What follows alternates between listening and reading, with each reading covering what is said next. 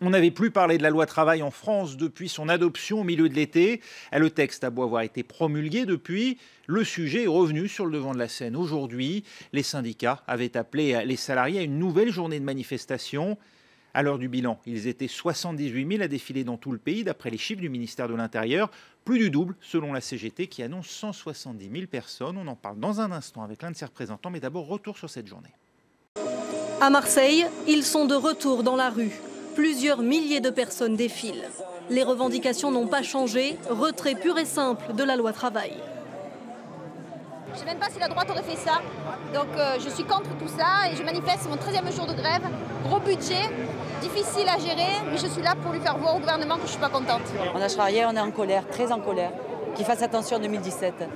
À Lyon aussi, on veut y croire, même si la loi travail a été promulguée cet été. Aujourd'hui, en l'état, la loi n'est pas applicable, puisqu'il manque encore les décrets d'application. Donc on est là pour rappeler qu'on est contre la loi travail. À Nantes, déjà quelques tensions. Plus d'1 millier de personnes défilent. Mais les manifestants eux-mêmes le reconnaissent, le mouvement s'est un peu essoufflé. On sait que les rentrées sociales sont toujours un peu poussives. Il faut le temps de repartir au débat avec les salariés pour reconstruire le mouvement. Donc on est sur une journée aujourd'hui, une journée un peu test pour voir le niveau de mobilisation des salariés. À Bordeaux, pour éviter des incidents, les syndicats déploient leurs propres services d'ordre. CGT et FO veulent faire durer le mouvement le plus longtemps possible. On va être dans une période un peu particulière avec la campagne électorale lors des présidentielles qui va se faire. Et nous, ce que l'on veut, c'est que les salariés se fassent entendre. Grenoble, Le Havre, des meetings et des manifestations dans 110 villes aujourd'hui.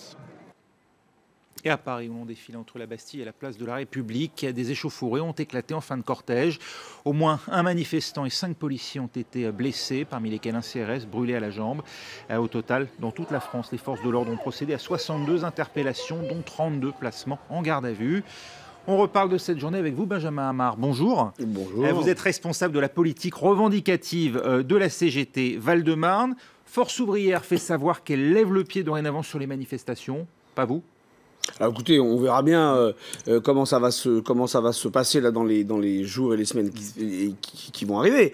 Mais déjà, si vous voulez, je voyais dans votre reportage, vous disiez bon, on n'a plus entendu parler de la loi travail. Moi, par exemple, la semaine dernière, dans mon territoire du Val-de-Marne, avec mes camarades, on a su que Myriam El Khomri se déplaçait pour rendre la médaille du travail au centre commercial Belle Épine. À plusieurs dizaines, on est venu avec mégaphone et je vous assure qu'elle nous a entendus. Il n'y a pas de problème. Donc nous, on a été mobilisés tout l'été. Si on en a plus parlé, c'est au plan politique, parce qu'entre-temps, la loi a été votée et promulguée. Vous attendez toujours que le gouvernement revienne dessus ? Alors, bien sûr, après, rappelons-le, 3,49,3. Oui. Je rappelle, il y a des gens qui collectionnent les cartes Pokémon en ce moment. Le gouvernement collectionne, lui, les 49,3. Oui, 3,49,3 c'était le cas de Michel Rocard qui a gouverné en grande partie comme ça. Enfin, sauf que la différence, c'est que ce gouvernement est censé avoir une majorité. Michel Rocard n'en avait pas. Il y a une grosse différence quand même. Et donc, un gouvernement aux abois qui, effectivement, a décidé de promulguer. Manuel Valls n'a cessé de dire que les décrets d'application étaient passés ou allaient passer comme une lettre à la poste. Il y a 134 décrets d'application. Alors écoutez, que ce soit les accords offensifs, que ce soit sur les licenciements, que ce soit sur l'inversion de la hiérarchie des normes, rien n'est gagné. Pour eux, au Conseil constitutionnel, nous, on va poser des questions prioritaires de constitutionnalité. Vous comptez contester au Conseil constitutionnel via les QPC, éventuellement porter l'affaire devant la Cour européenne de justice ? Exactement. Et une troisième instance, l'Organisation internationale du travail, parce que, je rappelle que Pierre Gattaz a demandé au gouvernement... Le patron du MEDEF. Le patron du MEDEF, que la France sorte de la Convention 158, je crois, de l'OIT, parce que justement, par crainte que la loi El Khomri soit en contradiction avec cette Convention internationale. Donc nous, on va marcher sur nos deux jambes. En tout cas, moi, je souhaite qu'à la CGT, nous marchions sur nos deux jambes. Les démarches juridiques, bien évidemment, pour harceler ce gouvernement, mais continuer également les mobilisations dans les entreprises, mais également dans les mouvements comme celui qu'on a connu aujourd'hui. Faire de la journée internationale pour le travail décent, par exemple, le 7 octobre prochain, une nouvelle journée de mobilisation contre la loi El Khomri ? Alors, par exemple, alors après, ça pourrait être une piste intéressante. Ce qui est certain... Je ne veux pas vous donner des idées. Non, mais en tout cas, ce qui est certain, c'est que je pense qu'il est indispensable de mener une guérilla sociale à ce gouvernement qui n'a pas été mandaté pour mener une telle politique. Je rappelle, il y a la loi travail, il y a également ce qui se passe chez Alstom où la politique de l'emploi est catastrophique. Il y a également, excusez-moi, juste un élément important, un acharnement contre les délégués syndicaux, que ce soit ceux d'Air France le 27 septembre ou que ce soit ceux de Goodyear à Amiens. Même la droite ne s'était pas permis une telle traque anti-syndicale. Donc moi je suis pour ce que, je pense que les militants de la CGT et la CGT est sur cette idée qu'il faut à tout prix imposer les thèmes sociaux et économiques dans les mois qui viennent. Alors, pour rappeler ceux d'Air France, on avait quand même vu les images d'un directeur des ressources humaines qui avait été quasiment mis à nu. Oui, mais par contre, on pourrait quand même aussi rappeler qu'il y a 2900 suppressions d'emplois et que dans ce genre de plans sociaux, à la clé, il y a des suicides, à la clé, il y a des drames humains dont on ne parle jamais. Voyez-vous ?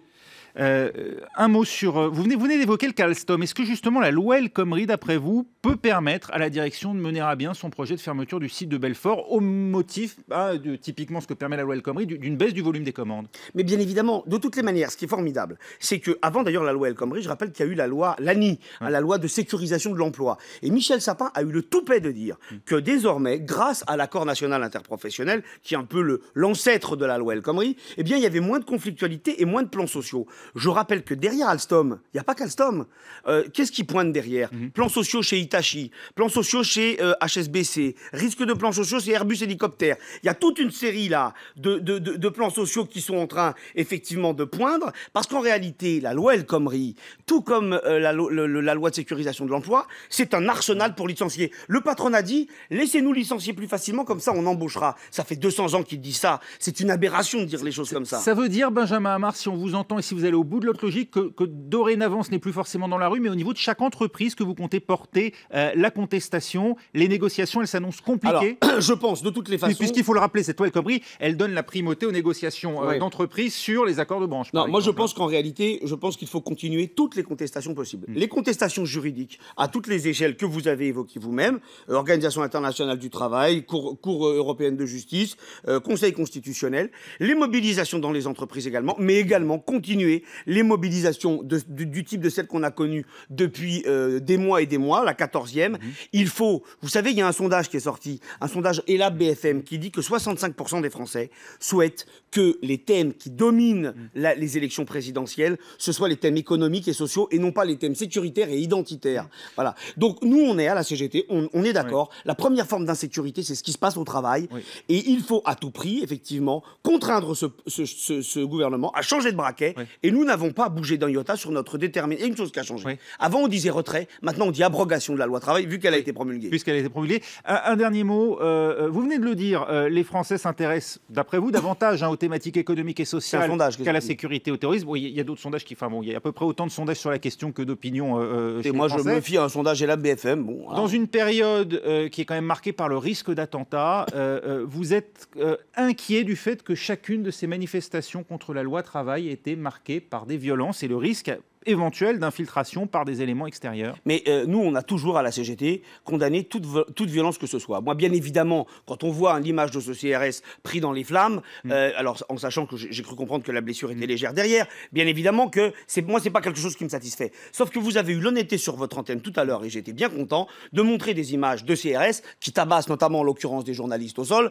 avec des insultes à la clé. Donc ces manifestations, elles se passent dans un climat de grande violence. Je suis désolé, les organisations syndicales n'ont aucune responsabilité dans l'histoire. Le gouvernement en a une énorme. Vous savez, on manifeste encore aujourd'hui dans un climat hallucinant. Ce sont des souricières. C'est-à-dire qu'on est pris en cage. On a l'impression, les rues sont bloquées par des immenses grillages.